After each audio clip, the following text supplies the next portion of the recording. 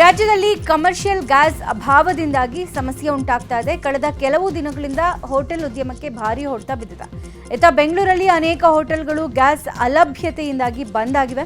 ಇನ್ನು ವಿಧಾನಸಭೆ ವಿಧಾನ ಪರಿಷತ್ನಲ್ಲೂ ನಿನ್ನೆ ಗ್ಯಾಸ್ ವಿಚಾರ ಪ್ರಸ್ತಾಪ ಆಗಿದೆ. ಈ ವೇಳೆ ಉತ್ತರ ಕೊಟ್ಟ ಸಚಿವ ಮುನಿಯಪ್ಪ ಇನ್ನೊಂದು ವಾರದಲ್ಲಿ ಎಲ್ಲ ಸಮಸ್ಯೆ ಬಗೆಹರಿಯುತ್ತೆ. ಈಗಾಗಲೇ ನಾನು ತೈಲ ಕಂಪನಿ ಅಧಿಕಾರಿಗಳ ಜೊತೆ ತುರ್ತು ಸಭೆ ಕರೆದಿದ್ದೀನಿ ಅಂತ ಹೇಳಿದ್ದಾರೆ. ಇನ್ನು ಕೇಂದ್ರ ಸರ್ಕಾರ ಕೂಡ ಈ ಕುರಿತಂತೆ ಪ್ರತಿಕ್ರಿಯೆ ಕೊಟ್ಟಿದ್ದು ಅಡುಗೆ ಅನಿಲದ ಬಗ್ಗೆ ಯಾವುದೇ ಸಮಸ್ಯೆ ಬೇಡ ಅಂತ ಹೇಳಿದೆ.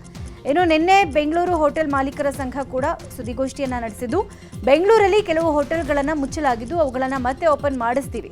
ಸರ್ಕಾರದ ಸಿಎಸ್ ಅವರನ್ನು ಭೇಟಿಯಾಗಿ ಹೋಟೆಲ್ ಉದ್ಯಮ ಉಳಿಸೋಕೆ ಗ್ಯಾಸ್ ಕೊಡಿ ಅಂತ ಮನವಿ ಮಾಡಿದೀವಿ. ಯಾರೂ ಕೂಡ ಹೋಟೆಲ್ಗಳನ್ನು ಮುಚ್ಚಬೇಡಿ, ಹೋಟೆಲ್ ಮುಚ್ಚಿದ್ರೆ ಮಾಲೀಕರಿಗೆ ಸಮಸ್ಯೆ ಅಂತ ಹೇಳಿದ್ದಾರೆ. ಕಮರ್ಷಿಯಲ್ ಎಲ್ಪಿಜಿ ಸಿಲಿಂಡರ್ ಪೂರೈಕೆ ಸ್ಥಗಿತ ಹಿನ್ನೆಲೆ ಗೃಹ ಬಳಕೆಯ ಸಿಲಿಂಡರ್ ಸೇರಿ ಕಮರ್ಷಿಯಲ್ ಸಿಲಿಂಡರ್ಗೆ ಬೇಡಿಕೆ ಹೆಚ್ಚಾಗಿದೆ. ಬ್ಲಾಕ್ನಲ್ಲಿ ಸಿಲಿಂಡರ್ ಮಾರಾಟ ಮಾಡ್ತಾ ಇರೋ ಆರೋಪ ಹಿನ್ನೆಲೆ ಬೆಂಗಳೂರಿನ ಪೊಲೀಸರು ಅಲರ್ಟ್ ಆಗಿದ್ದಾರೆ. ಆಯಾ ಠಾಣೆ ವ್ಯಾಪ್ತಿಯ ಗ್ಯಾಸ್ ಸಿಲಿಂಡರ್ ಗೋಡೌನ್ ಪರಿಶೀಲಿಸೋಕೆ ಪೊಲೀಸ್ ಕಮಿಷನರ್ ಡಿಸಿಪಿಗಳಿಗೆ ಸೂಚನೆ ಕೊಟ್ಟಿದ್ದಾರೆ. ವಿಭಾಗವಾರು ನಿಗಾ ಇಡುವಂತೆ ಡಿಸಿಪಿಗಳಿಗೆ ಖಡಕ್ ಸೂಚನೆ ಕೊಡಲಾಗಿದೆ. ಇನ್ನು ಮಫ್ತಿಯಲ್ಲಿ ಸಿಸಿಬಿಯಿಂದಲೂ ಗ್ಯಾಸ್ ಏಜೆನ್ಸಿ, ಗ್ಯಾಸ್ ಡಿಸ್ಟ್ರಿಬ್ಯೂಟರ್ಸ್ಗಳ ಮೇಲೆ ನಿಗಾ ವಹಿಸಲಾಗಿದೆ. ಮೈಸೂರು ಜಿಲ್ಲೆಯಲ್ಲಿ ಗೃಹ ಬಳಕೆ ಗ್ಯಾಸ್ ಸಿಲಿಂಡರ್ಗೆ ಯಾವುದೇ ತೊಂದರೆ ಇಲ್ಲ ಅಂತ ಜಿಲ್ಲಾಧಿಕಾರಿ ಲಕ್ಷ್ಮೀಕಾಂತ್ ರೆಡ್ಡಿ ಹೇಳಿದ್ದಾರೆ. ಜಿಲ್ಲಾ ಪಂಚಾಯತ್ ಸಭಾಂಗಣದಲ್ಲಿ ಗ್ಯಾಸ್ ಸರಬರಾಜು ಸಂಸ್ಥೆಗಳ ಅಧಿಕಾರಿಗಳ ಜೊತೆ ಜಿಲ್ಲಾಧಿಕಾರಿ ಸಭೆ ನಡೆಸಿದ್ದಾರೆ. ಬಳಿಕ ಮಾತನಾಡಿ, ಗೃಹ ಬಳಕೆ ಗ್ಯಾಸ್ಗೆ ಯಾವುದೇ ತೊಂದರೆ ಇಲ್ಲ, ಜನ ಆತಂಕ ಪಡೋ ಅಗತ್ಯ ಇಲ್ಲ, ಜನರು ಅಡ್ವಾನ್ಸ್ ಬುಕಿಂಗ್ ಮಾಡ್ಕೊಳ್ತಾ ಇದ್ದಾರೆ ಅಷ್ಟೇ. ಇದನ್ನೇ ಬಂಡವಾಳ ಮಾಡಿಕೊಂಡು ಕಾಳಸಂತೆಯಲ್ಲಿ ಗ್ಯಾಸ್ ಮಾರಾಟ ಮಾಡುವುದು ಕಂಡ್ರೆ ಕಾನೂನು ಕ್ರಮ ತೆಗೆದುಕೊಳ್ಳೋದಾಗಿ ಎಚ್ಚರಿಕೆ ಕೊಟ್ಟಿದ್ದಾರೆ. ವಾಣಿಜ್ಯ ಗ್ಯಾಸ್ ಸ್ವಲ್ಪ ದಿನದವರೆಗೂ ಸಿಗೋದಿಲ್ಲ, ಉಳಿದಂತೆ ದೇವಸ್ಥಾನ, ಹಾಸ್ಟೆಲ್, ಅಂಗನವಾಡಿ ಎಲ್ಲ ಕಡೆಗೂ ಗ್ಯಾಸ್ ಪೂರೈಕೆ ಮಾಡಲಾಗುತ್ತೆ ಅಂತ ತಿಳಿಸಿದರು. ಮಧ್ಯಪ್ರಾಚ್ಯದಲ್ಲಿ ನಡೀತಾ ಇರುವ ಮಹಾಯುದ್ಧದಿಂದಾಗಿ ಭಾರತದ ಆರ್ಥಿಕತೆಯಲ್ಲೂ ಅಲ್ಲೋಲ ಕಲ್ಲೋಲ ಸೃಷ್ಟಿಯಾಗಿದೆ. ಅಡುಗೆ ಅನಿಲ ದರ ಏರಿಕೆ ಖಂಡಿಸಿ ಗದಗ ಜಿಲ್ಲಾ ಕಾಂಗ್ರೆಸ್ ಸಮಿತಿ ವತಿಯಿಂದ ಪ್ರತಿಭಟನೆ ನಡೆಸಲಾಗಿದೆ. ನಗರದ ಮಹಾತ್ಮ ಗಾಂಧಿ ಸರ್ಕಲ್ನಲ್ಲಿ ಅಡುಗೆ ಮಾಡೋ ಮೂಲಕ ಕಾರ್ಯಕರ್ತರು ಕಿಡಿಕಾರಿದ್ದಾರೆ. ಕೂಡಲೇ ಅಡುಗೆ ಅನಿಲ ದರವನ್ನ ಕಡಿಮೆ ಮಾಡಬೇಕು ಅಂತ ಪ್ರತಿಭಟನಾಕಾರರು ಕೇಂದ್ರ ಸರ್ಕಾರದ ವಿರುದ್ಧ ಘೋಷಣೆ ಕೂಗಿ ಆಕ್ರೋಶ ಹೊರಹಾಕಿದರು.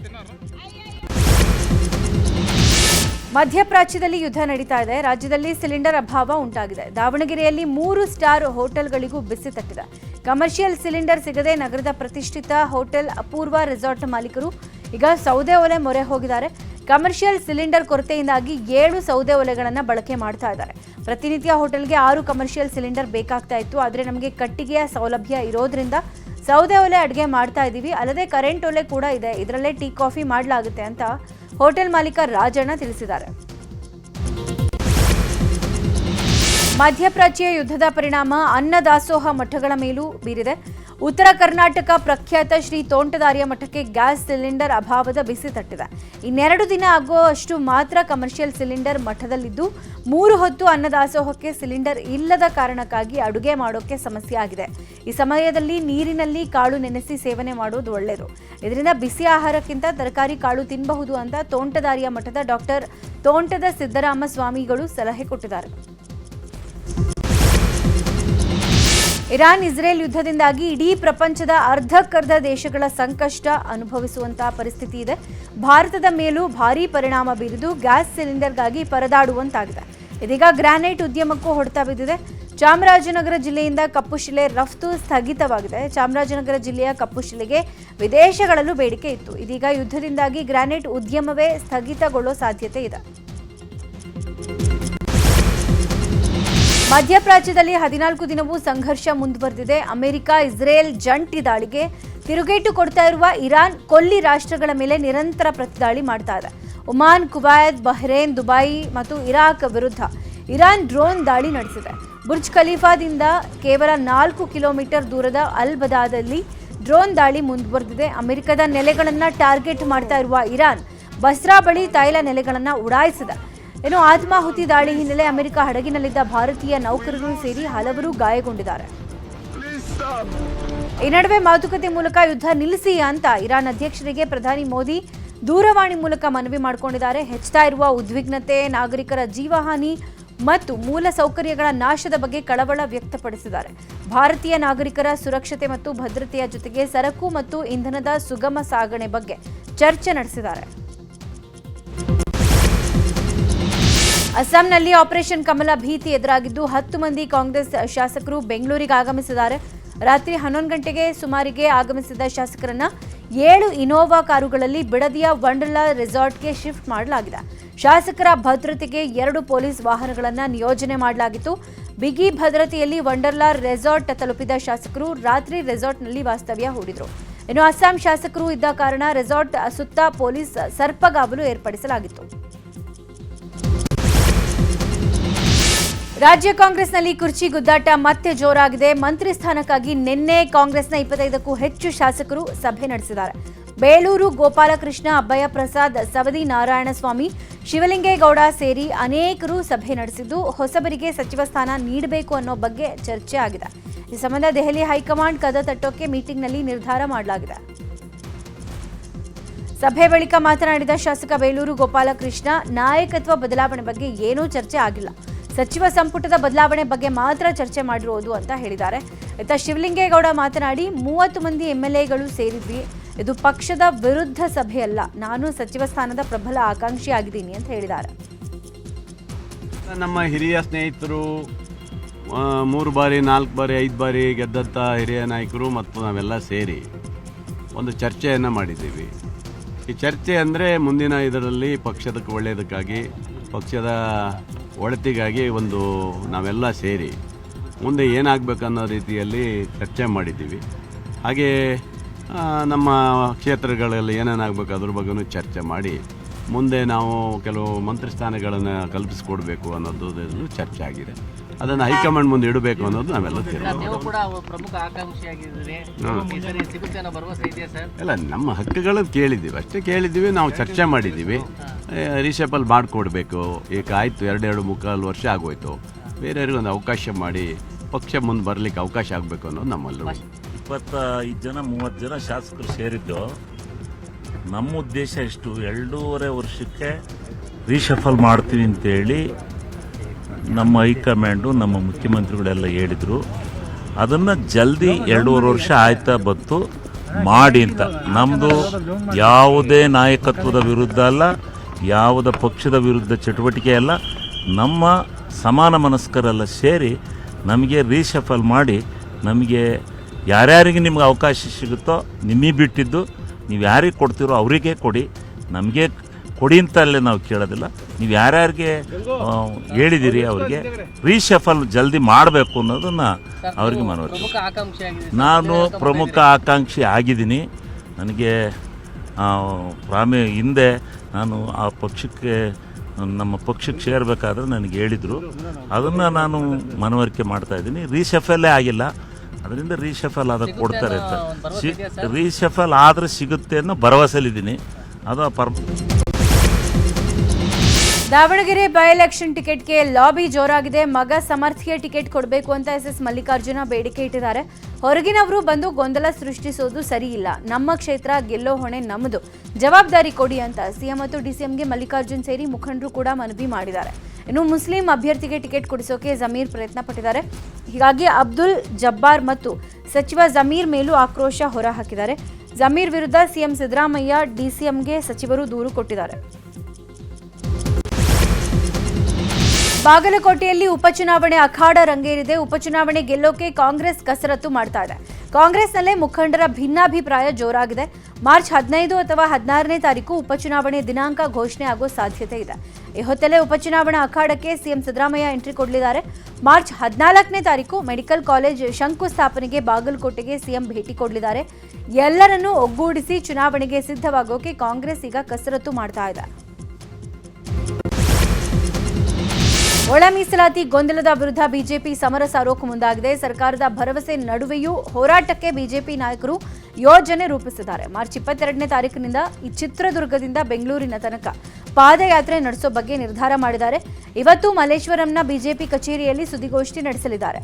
ಬಿಜೆಪಿ ರಾಜ್ಯಾಧ್ಯಕ್ಷ BY ವಿಜಯೇಂದ್ರ, ವಿಪಕ್ಷ ನಾಯಕ R ಅಶೋಕ್ ಪ್ರಮುಖರು ಪಾದಯಾತ್ರೆ ಬಗ್ಗೆ ನಿರ್ಣಯ ಪ್ರಕಟಿಸಲಿದ್ದಾರೆ. ಈಗಾಗಲೇ ಹೋರಾಟ ನಡೆಸ್ತಾ ಇದ್ದ ಎಡಗೈ ಸಮಾಜಕ್ಕೆ ಸರ್ಕಾರ ಮಾರ್ಚ್ 27ನೇ ತಾರೀಕು ಒಳ ಮೀಸಲಾತಿ ಕುರಿತು ಮಹತ್ವದ ನಿರ್ಣಯ ಮಾಡೋ ಭರವಸೆ ಕೊಟ್ಟಿದೆ.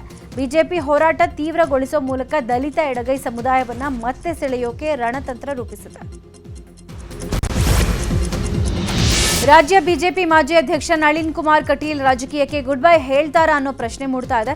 ಮಂಗಳೂರಿನ ಸಸಿ ಹಿತ್ಲುವಿನ ಭಗವತಿ ದೇವಸ್ಥಾನದ ಕಾರ್ಯಕ್ರಮದಲ್ಲಿ ನಳಿನ್ ಕುಮಾರ್ ಕಟೀಲ್ ಭಾಗಿಯಾಗಿದ್ರು. ಈ ವೇಳೆ ನಿವೃತ್ತಿ ಕುರಿತು ವೈರಾಗ್ಯದ ಮಾತನಾಡಿದ್ದಾರೆ.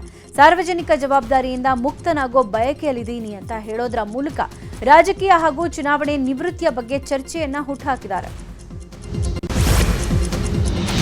ಸಿಎಂ ಸಿದ್ದರಾಮಯ್ಯ ತವರು ಜಿಲ್ಲೆ ಮೈಸೂರು ಪ್ರವಾಸ ಕೈಗೊಂಡಿದ್ದಾರೆ. ಹೆಲಿಕಾಪ್ಟರ್ ಮೂಲಕ ಬೆಳಗ್ಗೆ 11 ಗಂಟೆಗೆ ಆಗಮಿಸಲಿದ್ದಾರೆ. ವರುಣಾ ವ್ಯಾಪ್ತಿಯ ವರಕೋಡು ಗ್ರಾಮದಲ್ಲಿ ಬೀರೇಶ್ವರ ದೇವಸ್ಥಾನದ ಪುನರ್ ಪ್ರತಿಷ್ಠಾನ ಕಾರ್ಯಕ್ರಮದಲ್ಲಿ ಸಿಎಂ ಸಿದ್ದರಾಮಯ್ಯ ಭಾಗಿಯಾಗಲಿದ್ದು, ಬಳಿಕ ಮಧ್ಯಾಹ್ನ ಜಿಲ್ಲಾ ಮಟ್ಟದ ಅಧಿಕಾರಿಗಳ ಜೊತೆಗೆ ಸಭೆ ನಡೆಸಲಿದ್ದಾರೆ. ನಂತರ ಹೆಲಿಕಾಪ್ಟರ್ ಮೂಲಕ ಬೆಂಗಳೂರಿಗೆ ಸಿಎಂ ತೆರಳಲಿದ್ದಾರೆ. ಕುರ್ಚಿ ಕಚ್ಚಾಟದ ಮಧ್ಯೆ ಸಿಎಂ ಸಿದ್ದರಾಮಯ್ಯ ಪದೇ ಪದೇ ಸ್ವಕ್ಷೇತ್ರ ವರುಣಾಗೆ ಭೇಟಿ ಕೊಡ್ತಾ ಇರೋ ಬಗ್ಗೆ ಚರ್ಚೆ ಶುರುವಾಗಿದೆ. ದಕ್ಷಿಣ ಕನ್ನಡದ ಬೆಳ್ತಂಗಡಿ ತಾಲೂಕಿನ ಕಡಿರುದ್ಯಾವರ ಗ್ರಾಮದಲ್ಲಿ ಕೊಲ್ಲಾಡು ಹೊಸಬಿಟ್ಟು ಪ್ರದೇಶಕ್ಕೆ ರಸ್ತೆ ಇಲ್ಲದೆ ಜನ ಪರದಾಡ್ತಿದ್ದಾರೆ.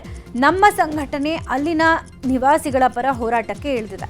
ರಸ್ತೆ ನಿರ್ಮಿಸಿ ಕೊಡದೇ ಇದ್ರೆ ಬೆಳ್ತಂಗಡಿಯಲ್ಲಿ ಬೃಹತ್ ಪ್ರತಿಭಟನೆ ನಡೆಸಲಾಗುತ್ತೆ ಅಂತ ಅಂಬೇಡ್ಕರ್ ತತ್ವ ರಕ್ಷಣಾ ವೇದಿಕೆ ಎಚ್ಚರಿಕೆ ಕೊಟ್ಟಿದೆ. ಮಳೆಗಾಲದಲ್ಲಿ ಇಲ್ಲಿ ಹೊಳೆ ದಾಟೋಕೆ ಸಾಧ್ಯ ಆಗದೆ ಜನ ಪರದಾಡ್ತಾರೆ.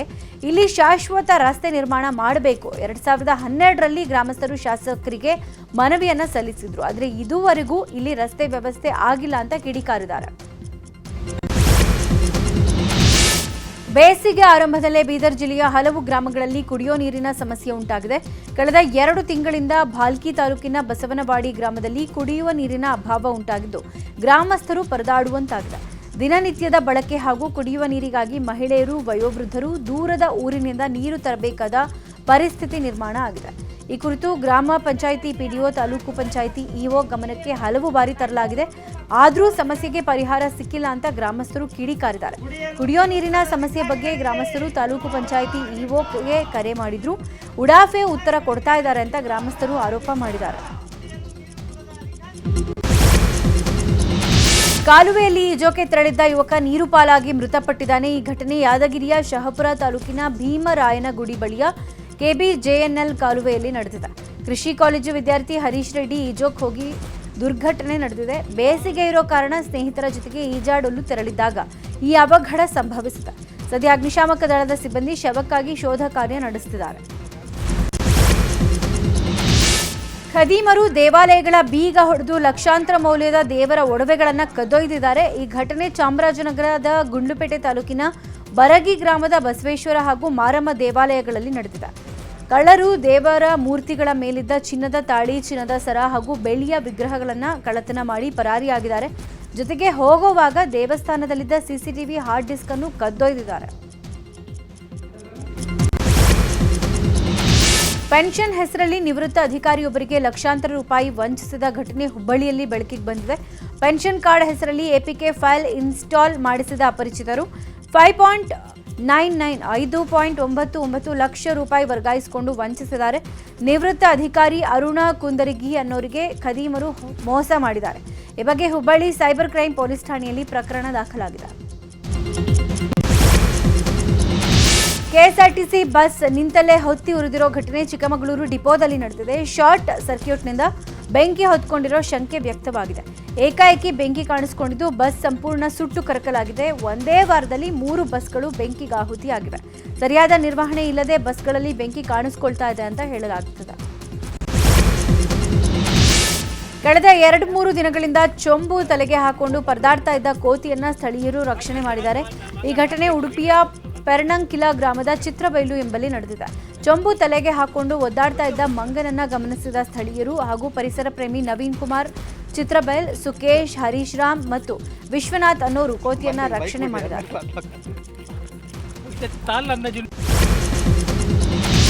ವಿವಿಧ ಬೇಡಿಕೆಗಳ ಈಡೇರಿಕೆಗೆ ಆಗ್ರಹಿಸಿ ಯಾದಗಿರಿಯಲ್ಲಿ ಅಖಿಲ ಕರ್ನಾಟಕ ಅನುದಾನ ರಹಿತ ಖಾಸಗಿ ಶಿಕ್ಷಣ ಸಂಸ್ಥೆಗಳ ಪದಾಧಿಕಾರಿಗಳು ಪ್ರತಿಭಟನೆ ನಡೆಸಿದ್ದಾರೆ. ಇದೇ ವೇಳೆ ಮಾತನಾಡಿದ ಒಕ್ಕೂಟದ ಉಪಾಧ್ಯಕ್ಷ ಶಾಂತರೆಡ್ಡಿ ಚೌಧರಿ, ಮೊದಲಿನಿಂದಲೂ ನಾಡಿನಲ್ಲಿ ಮಠ ಮಾನ್ಯಗಳು, ಖಾಸಗಿ ಸಂಸ್ಥೆಗಳು ಬಡ ಮಕ್ಕಳಿಗೆ ಗುಣಮಟ್ಟದ ಶಿಕ್ಷಣ ಕೊಡ್ತಾ ಬಂದಿದೆ. ನಾವೆಲ್ಲರೂ ಮಾತೃಭಾಷೆ ಕನ್ನಡ ಶಾಲೆಗಳು ಉಳಿಸಿ ಬೆಳೆಸೋಕೆ ಶ್ರಮಿಸ್ತಾ ಇದ್ದೀವಿ. ಆದರೆ 30 ವರ್ಷಗಳಿಂದ ಸರ್ಕಾರದಿಂದ ಯಾವುದೇ ಅನುದಾನ ಸಿಕ್ಕಿಲ್ಲ. ಸಿಎಂ ಕೂಡಲೇ ಸೂಕ್ತ ಅನುದಾನ ಬಿಡುಗಡೆ ಮಾಡಿ ಕನ್ನಡ ಶಾಲೆಯನ್ನು ಉಳಿಸಬೇಕು, ಸಹಕರಿಸಬೇಕು ಅಂತ ಆಗ್ರಹಿಸಿದ್ದಾರೆ.